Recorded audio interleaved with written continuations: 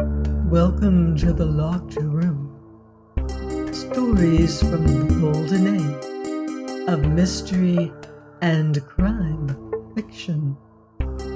I'm Mardell, reading The Red House Mystery by A. Milne. Chapter 7, Portrait of a Gentleman. They walked in silence for a little, until they had left the house and gardens well behind them. In front of them and to the right the park dipped, and then rose slowly, shutting out the rest of the world. A thick belt of trees on the left divided them from the main road. "Ever been here before?" said Antony suddenly. "Oh, rather, dozens of times." "I meant just here where we are now. Or do you stay indoors and play billiards all the time?" "Oh, Lord, no." "Well, tennis and things. So many people with beautiful parks never by any chance use them, and all the poor devils passing by on the dusty road think how lucky the owners are to have them, and imagine them doing all sorts of jolly things inside." He pointed to the right. "Ever been over there?" Bill laughed as if a little ashamed. "Well, not very much. I've often been along here, of course, because it's the short way to the village." "Yes. All right, now tell me something about Mark." "What sort of things?" "Well, never mind about his being your host or about your being a perfect gentleman or anything like that. Cut out the manners for men and tell me what you think of Mark, and how you like staying with him, and how many rows your little house party has had this week, and how you get on with Kaylee and all the rest of it." Bill looked at him eagerly. "I say, are you being the complete detective?" "Well, I wanted a new profession," smiled the other. "What fun!" "I mean," he corrected himself apologetically, "one oughtn't to say that when there's a man dead in the house and one's host." He broke off a little uncertainly, and then rounded off his period by saying again, "By Jove, what a rum show it is! Good Lord!" "Well," said Antony, "carry on." "Mark." "What do I think of him?" "Yes." Bill was silent, wondering how to put into words thoughts which had never formed themselves very definitely in his own mind. What did he think of Mark? Seeing his hesitation, Antony said, "I ought to have warned you that nothing that you say will be taken down by the reporters, so you needn't bother about a split infinitive or two. Talk about anything you like, how you like. Well, I'll give you a start. Which do you enjoy more? A weekend here or at the Barringtons, say?" "Well, of course, that would depend." "Take it that she was there in both cases." "Ass," said Bill, putting an elbow into Antony's ribs. "It's a little difficult to say," he went on. "Of course, they do you awfully well here." "Yes, I don't think I know any house where things are so comfortable. One's room, the food, drinks, cigars, the way everything's arranged, all that sort of thing. They look after you awfully well." "Yes?" "Yes." He repeated it slowly to himself as if it had given him a new idea. "They look after you awfully well." "Well, that's just what it is about Mark. That's one of his little ways, weaknesses, looking after you, arranging things for you. Yes, of course, it's a delightful house, and there's plenty to do and opportunities for every game or sport that's ever been invented. And as I say, one gets awfully well done, but with it all, Tony, there's a faint sort of feeling that, well, that one is on parade, as it were. You've got to do as you're told." "How do you mean?" "Well, Mark fancies himself rather at arranging things. He arranges things, and it's understood that the guests fall in with the arrangement. For instance, Betty." Miss Caladine and I were going to play a single just before tea the other day, tennis. She's frightfully hot stuff at tennis, and backed herself to take me on level. I'm rather erratic, you know. Mark saw us going out with our rackets and asked us what we were going to do. Well, he'd got up a little tournament for us after tea. Handicaps all arranged by him, and everything ruled out neatly in red and black ink. Prizes and all, quite decent ones, you know. He'd had the lawn specially cut and marked for it. Well, of course, Betty and I wouldn't have spoilt the court, and we'd have been quite ready to play again after tea. I had to give her half 15 according to his handicap.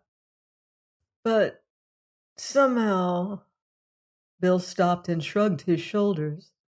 It didn't quite fit in. No, it spoilt the effect of his tournament, took the edge off it just a little, I suppose he felt. So we didn't play. He laughed and added, "It would have been as much as our place was worth to have played." "Do you mean you wouldn't have been asked here again?" "Probably. Well, I don't know. Not for some time, anyway." "Really, Bill?" "Oh, rather. He's a devil for taking offense. That Miss Norris, did you see her? She's done for herself. I don't mind betting what you like that she never comes here again." "Why?" Bill laughed to himself. "We were all in it, really. At least, Betty and I were. There's supposed to be a ghost attached to the house. Lady Ann Patten. Ever heard of her?" "Never."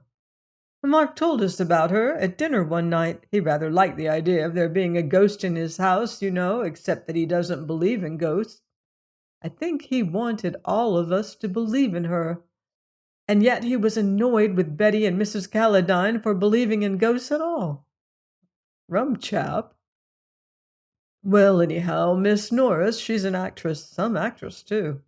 Dressed up as the ghost and played the fool a bit. And poor Mark was frightened out of his life.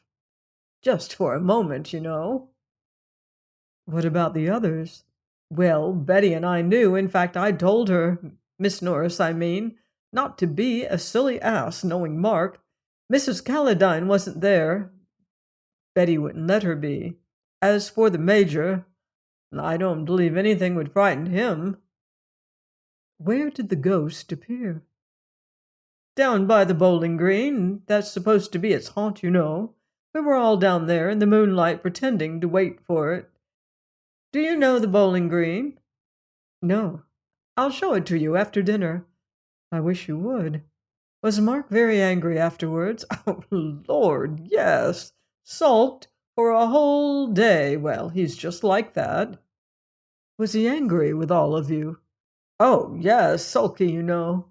"This morning?" "Oh, no, he'd got over it. He generally does. He's just like a child. That's really it, Tony. He's like a child in some ways. As a matter of fact, he was unusually bucked with himself this morning and yesterday." "Yesterday?" "Rather. We all said we'd never seen him in such form." "Is he generally in form?" "He's quite good company, you know, if you take him the right way. He's rather vain and childish, well, like I've been telling you, and self-important, but quite amusing in his way, and—" Bill broke off suddenly. "I say, you know, it really is the limit, talking about your host like this." "Don't think of him as your host. Think of him as a suspected murderer, with a warrant out against him." "Oh, but that's all rot, you know." "It's the fact, Bill." "Yes, but I mean, he didn't do it. He wouldn't murder anybody. It's a funny thing to say, but, well, he's not big enough for it. He's got his faults, like all of us, but they aren't on that scale." "One can kill anybody in a childish fit of temper." Bill grunted assent, but without prejudice to Mark. "All the same," he said, "I can't believe it. That he would do it deliberately, I mean." "Suppose it was an accident, as Cayley says. Would he lose his head and run away?" Bill considered for a moment. "Yes. I really think he might, you know. He nearly ran away when he saw the ghost. Of course, that's different. Rather. Oh, I don't know. In each case, it's a question of obeying your instinct instead of your reason. They had left the open land and were following a path through the bordering trees.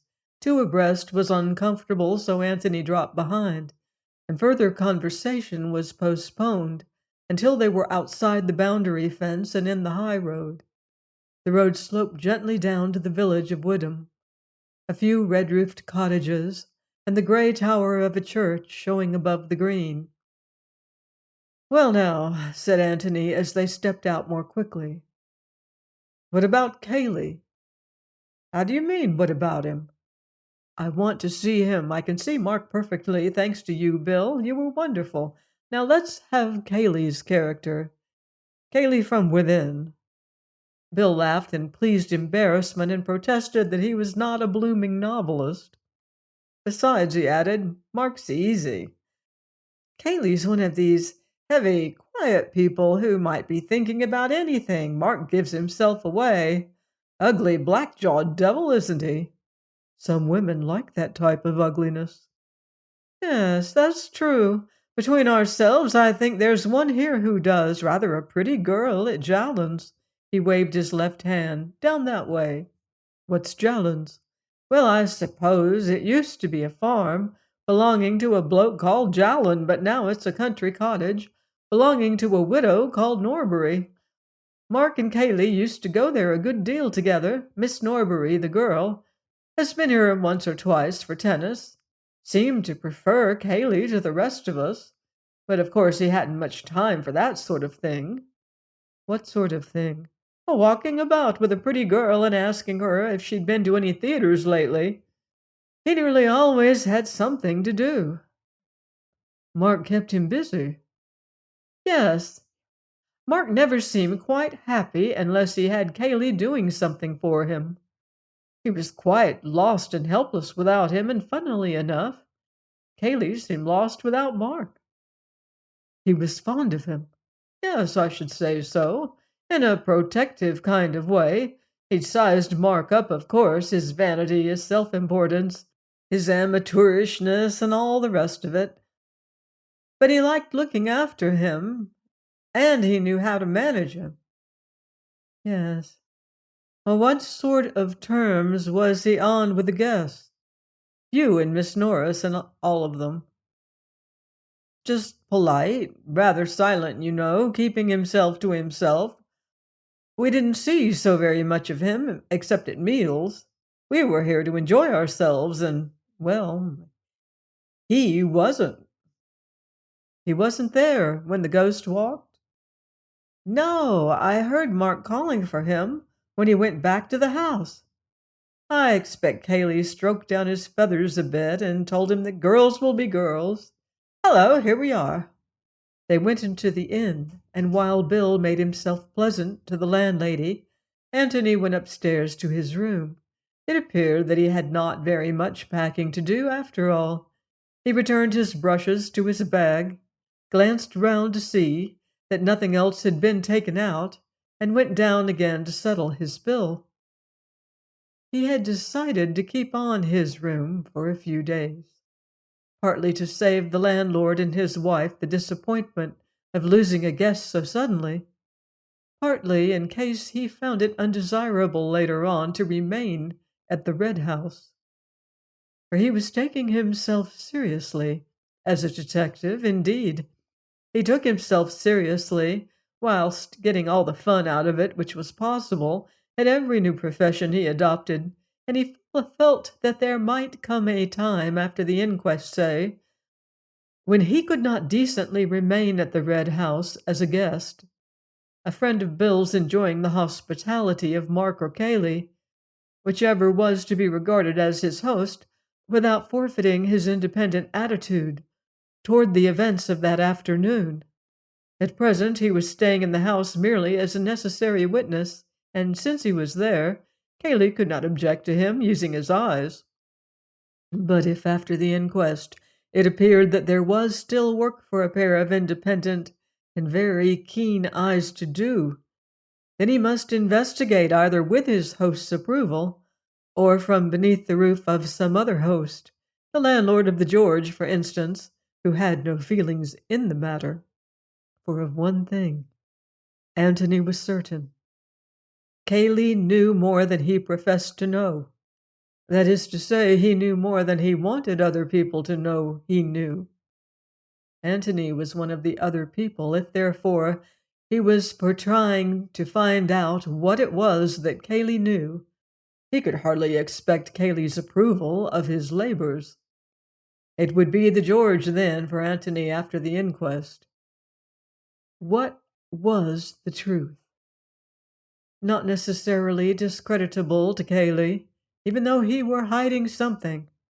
All that could be said against him at the moment was that he had gone the longest way round to get into the locked office, and that this did not fit with what he had told the inspector.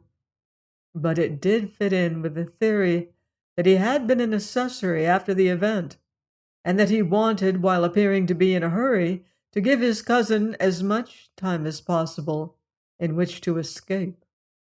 That might not be the true solution, but it was at least a workable one. The theory which he had suggested to the inspector was not.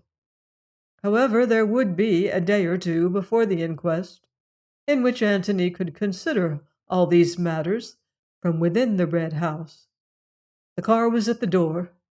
He got in with Bill. The landlord put his bag on the front seat next to the chauffeur, and they drove back.